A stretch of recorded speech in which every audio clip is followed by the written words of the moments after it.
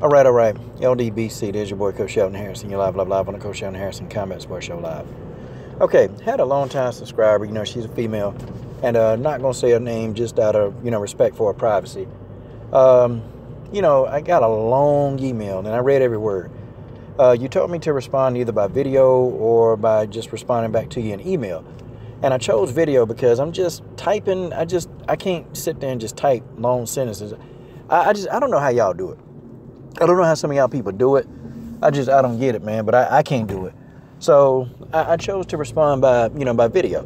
And you told me that, your son, your 14-year-old son, don't respect you. He don't respect you at home. He don't do his chores. He's up all times of the night. And basically, you're a single mom. You can't, he don't know where his dad is, which that's pretty common. It's very common. But, still, you can get the job done. And I made a video like this before. And I don't know, I had it somewhere down in the archive. I got a lot of videos. But, also, too, you said, kids are picking on him and smacking him in the back of his head. And it might be some karma, but let me tell you, I'm going to tell you this right now. Okay? Don't listen to this video and say, hey, you know what? A good video. I'm going to thumb it up. No, I want you to do this exactly the way I'm telling you to, because if you don't do this the way I'm telling you to, you're going to lose your son. Okay? You, without a shadow of a doubt, are going to lose your son if you don't do this the way I'm telling you to. Okay? Your son, basically, he looks to get acceptance from his peers. I know this for a fact. I got over, 20 years of dealing with, adolescents, children, teenagers that, that 12 to, that 12 to 22-year-old age range. I got about 20 years, 22 plus years. And I'm going to tell you this right now, okay? You too politically correct with your son, okay? You too PC with your son. And I know, and I'm not saying you're a bad parent. I'm not saying you're a bad parent, but you are hurting your son. First of all, the fact of the matter is, you're a female. And now don't, you females don't, I'm a single mom and I'm doing good with my son. But see, there are parts of it as being a woman that you can't give to him. Now, I understand if his dad ain't in the house and he ain't got no daddy, but, you better have some brothers. You better put him in programs where you got like OGs in the community that run those programs. But you need to get him, around some grown men that's going to teach him, how to treat women. See, that's a dad's job. A dad's job in the house is to teach his son how to treat women. That's his job. And see, I'm going to tell you this right now. Okay, if your son is mistreating you and he don't know how to respect you, your son will probably be one of them kids that, that beat, he get with a girl, he'll end up beating on her. I'm telling you this. I know this for a fact. I'm going to tell you a story, okay? I'm going to tell you something that happened. And I'll never forget. This kid now, he's very successful in my program. He's still in my program. But I'm going to tell you, man, one day, about 2 years ago, this lady, she brought her son. And, from the outside, everything, she looked like, very, high-class professional woman, make about 6 figures a year. And she brought her son, I'm talking to him. And, he was real respectful to me. But then as soon as he started talking to his mama, one of them kids that, Mom, be quiet. I got this, Mom. I know what I'm saying. The first thing I did, I looked at him. I said, so you talk to your mama like that? He said, man, I'm coming here to get in some training, man. My mom, man, we ain't got to worry about my mom. My mom ain't do nothing. The first thing I did, I said, hey, man, let me see your phone. He said, yeah, man. He said, yeah. He said, yeah, I got an Apple phone. I said, good. I took his Apple phone and threw it against the wall. I said, now you don't have a phone anymore. And so they both looked at me. And I said, I told the mom, I said, now let me tell you something, okay? You brought your son here. And I'm going to tell you why you brought him here. I know why you brought him here. Because you done tried everything else. You done tried to get him around in programs and your son is a failure. I told her this. I said, you've been failing as a parent because you don't know what to do with him. I said, I got it. I said, the first thing we do is we got to get that phone out of his system and don't get him a nothing. I said, every time I see him with a phone, I'm going to take it and throw it against the wall. Okay? I said, I'm going to do it. And I said, I understand. I understand if you want to, not charge me for that phone. I said, but we talking about your son's life. I said, because if you, and I told this woman straight up, I said, if you don't do something about him now, the cost of this phone, okay, is a small price to pay. Because I said, you're going to lose him. And I said, after you lose him, you'll never get him back. And I said, your son is on a path to get himself killed. I said, do you want to lose your son? Yes or no? And she bust out into tears. No, I don't want to lose him. I said, then you don't worry about the cost of an Apple phone. I said, because I'm going to save your son's life. I said, whenever you drop him off, I said, I want you to leave your son to me. Okay, you give him his water, whatever he needs. And if I see him with a phone, I'm destroying the phone. I said, but you leave your son with me. And I'm going to train him. And I said, and I'm going to make this boy, okay? This boy, even when I'm not around, he going to think I'm listening. I said, I'm going to make him do what he's supposed to do. And I said, if it fails, if I can't make your son do what I want him to do at all times, I said, not only will I refund you for that phone, I said, I will also pay you what it costs to train. I'll pay you my fee. And she said, okay.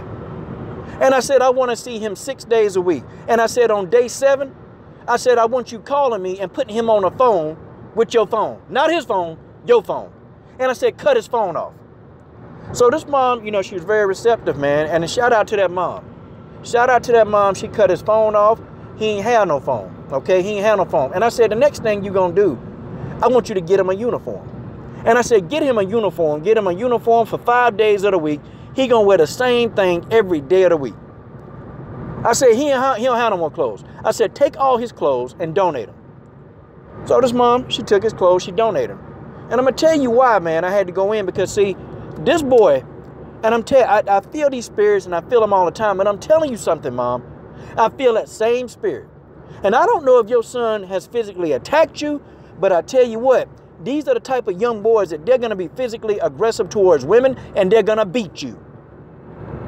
And I told this mom, donate everything he got. You get him a uniform and you buy him, even on days when he not at school, make him wear a uniform. No variations. For 365 days, this boy wore a uniform, the exact same colors. It was a blue shirt and it was beige pants every day, and a pair of dress shoes every day. Even when he came to practice, he had to wear that same uniform, a blue shirt, beige shorts, and I let him wear tennis shoes when he had to practice. He wore that for 365 days. And see, what I did was I put her son in a boot camp, and she didn't even know what it was. Everything that this boy, everything that he had, okay, his grades. I mean, I had all the teacher information. I had everything. Even if he thought about doing anything at school, I knew about it. So I'm very well connected. And then I told all his teachers. I got to every last one of his teachers. I got to the principal. I said, look, if this boy, I said, if he do so much as spit on the ground, I want to know about it. I said, not only, okay, am I going to do something, I'm going to come jack him up. I'm going to hem him up. See, the thing of it is, you're not used to doing that. He wasn't used to hearing that. He looked at me, okay, when I first threw his phone, you know, he looked at me, he said, man, you ain't my daddy. I said, nah. I said, because if I was your daddy, I would have been there and knocked you out right now. I said, I'll tell you what. I said, I'll let you, and I told him, I'll let you take your best shot. I said, if you can punch me in my chin, if you can punch me in the chin, I said, not only, I said, I'll pay you $400 if you can hit me. Okay? $400. But I said, if you can't hit me, I said, I'm going to give you 10 tries. And I said, if you can't hit me one time in the chin, my hand's behind my back, if you can't do it, I said, you're going to shut up and you're going to do what I say. Oh, he said, yeah, I got you, dog. Man, this boy missed. I even gave him 2 more tries, you know, just because I was a nice guy. He still couldn't hit me. I said, you're going to do what I say when I say. I said, I own you. I got you. I said, for the next 365 days, everything you do, you're going to check in on me. Man, look, even when this kid, he had to text me when he started doing his homework. He had to text me when he was done with his homework. I'm going to tell you why I did that, man. It's called structure. See, boys especially, they really want structure. And I'm telling you this, they want structure. They want structure because they crave it. They need to know. They need to be held by the hand for just a little bit. Because when you teach a young boy structure, you start to teach him discipline. And when you teach him discipline, you start to teach him respect. That's what you begin to teach him. So you can't let your son come in your house and tell you what you're not going to do and what you will do. Yes, you lay hands on him. And you do what you got to do. You do what you got to do to make him understand what you got to make him understand. You get him around some grown men. I'm talking not no simps. Don't you put him around no simps, because if you put him around a simp, you're going to lose him faster. If you don't do something right now, if you don't do what I'm telling you to do, you're going to lose your son. Your son will die. Now, I know this is kind of harsh. It's hard reality, but it's the truth. That boy checked in with me, had to check in. And I remember one time he missed a time when he didn't check in. As soon as he got to practice, you know, I ran him. I ran him for 10 miles straight. And I gave him a time limit, man, to get back. I put him on a cross-country trail. And I said, boy, if you don't get back in this time frame, I said, you're gonna stay here till the end of time. See, it's called tough love. It's called tough love. And now 2 years later, you know, he was in the 9th grade. Now he's a junior. 2 years later, okay, he's got 15 Division I colleges trying to recruit him. Okay, 5 of the colleges want him for football. 3 want him for track and field. The other ones want him for basketball. It's called discipline and structure. And do you know, after that year was done and he off this plan, do you know it's a habit to him? Even as a junior, as a 17-year-old boy, this boy still texting me and telling me he done with his homework. It's a habit. See, you can teach your son bad good habits. You can teach him good habits and you can make him learn good habits. But see, that's all in your hand. Or you can allow your son to come in your house and disrespect you. But see, nah, couldn't be in my house. And then I told him, I'm telling you what else that sealed the deal. And I said, if your mom, and this is my first time meeting this woman. I'm talking about the first time meeting this woman. See, you know, you got to understand what worked for you. And I'm just telling you, I'm not politically correct when I deal with children. I'm not. Children need to hear the hardcore truth. They need truth. They don't need somebody buttering them up. They don't need nobody, you know, constantly tearing them down all the time. They need you to tell the truth, and then they need you to build them back up so they can be something in life. The children don't need, you know, people lying to them. They get that their whole life. This politically correct society, they lie to these children. They lie to them. They don't tell them truth. They don't tell them what they can be. If I think a kid, look, you can be smart. I don't care who you are. You can be as smart as you want to be. I don't care who you are. If you listen to what I say, you're going to be a phenomenal athlete. I don't care if your mama wasn't an athlete, if your daddy wasn't an athlete, if your grandmama, your granddaddy. I don't care if they wasn't athletes. But I tell you what, you're going to be something. And you're going to be better than what you already was. And this boy, let me tell you something else that improved, okay? Not only did he get his behavior right, he got his behavior right. You know, it was some kids bullying him at school. They were bullying him. And, you know, one day, you know, he came in there and, you know, he didn't say nothing. And, you know, he was like, you know, coach, man, you know, I ain't feeling too good. I said, nah, you can't have no sick days. And then he started looked at me and said, man, I got these dudes, man, they messing with me in school. And I just told him, I said, you're not finna come. I said, dude. And so what I did, I made this dude do what? 25 hill push-ups. You go up a steep hill, you bear crawl, you push up, you go up the hill. I made him do that 25 times. And I told him, I said, man, if you ever come back to me saying that somebody bullied you, I said, man, you're gonna do 100 of these. And every time I see you, okay, you're gonna have to confront. See, the problem with a lot of these children is they don't know how to solve problems. A lot of problem with these children is they don't know how to solve problems. And when you got somebody smacking you in the back of your head, you better tell your son. Because you told me that your son gets slapped in the back of the head. The same boy. And it's really, it must be God. Because I tell you this, he was having that same issue. And I told him, I said, you better go to school and you better go handle that. You better go handle that. And a buddy of mine, you know, was teaching him how to throw hands and, you know, teaching him how to self-defend, you know, how to actually do submissions. And, you know, we work on jabs because we do boxing training, too, as part of, you know, any kind of training. You can do boxing training and you can get in great shape. You know, we're teaching him how to slip punches, roll punches. You know, my buddy, you know, was a state wrestling champion, wrestling in college. We're showing him how to do takedowns. I mean, it was good. And he never talked to me again about it. And one day he came and said, you know, Coach, I got in a fight.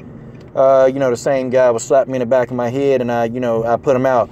So, you know, he got suspended for 3 days and I went to the school and I said, you know, I gave the principal something. I said, yo, now you guys, I don't know, y'all don't have a policy on bullying because this boy been getting bullied.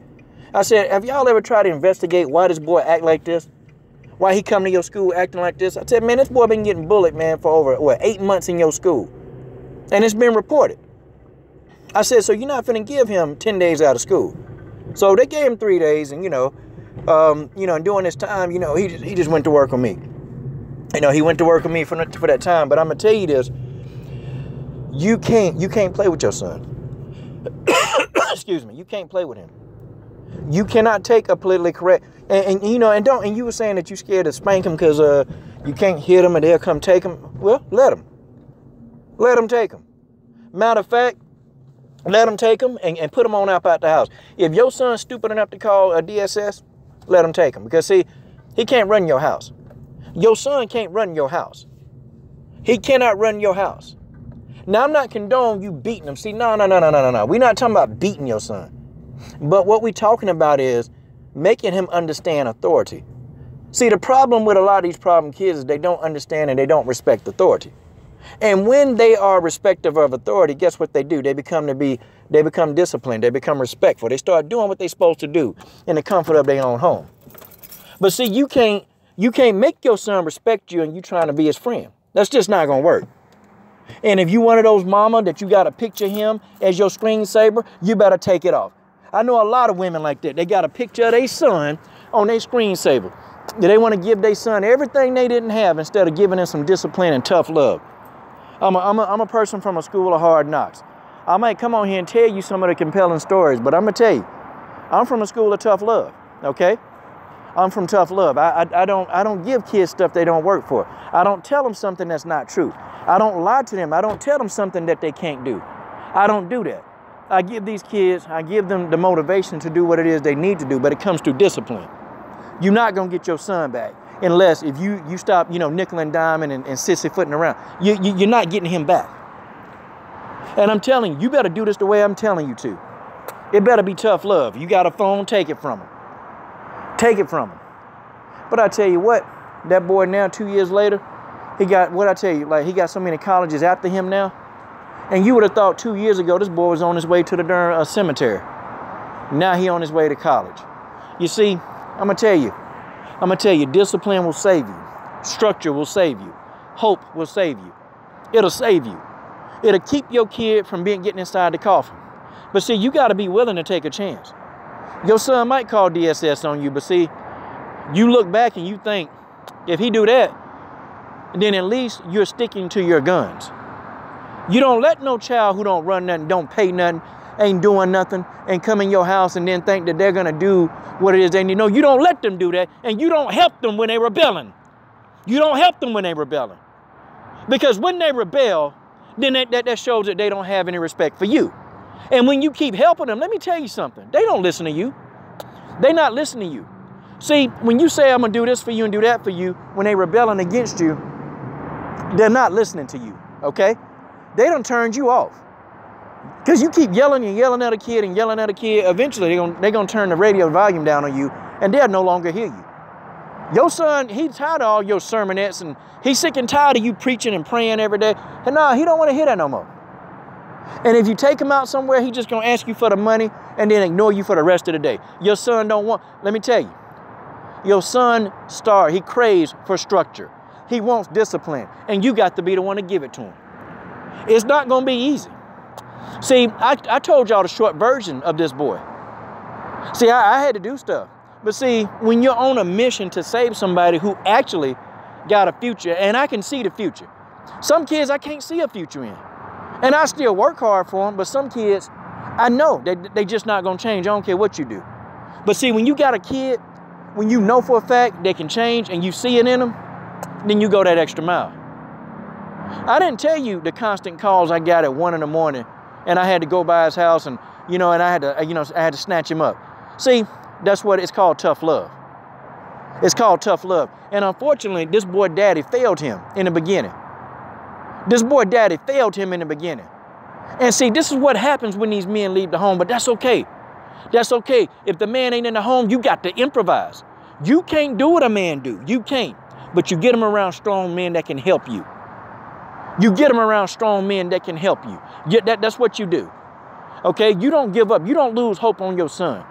But you don't let your son run you and run your house and tell you what you do and talk to you any kind of way. You don't let him do that. You tell him what he will do. You don't ask him to do nothing. You tell him he's doing it.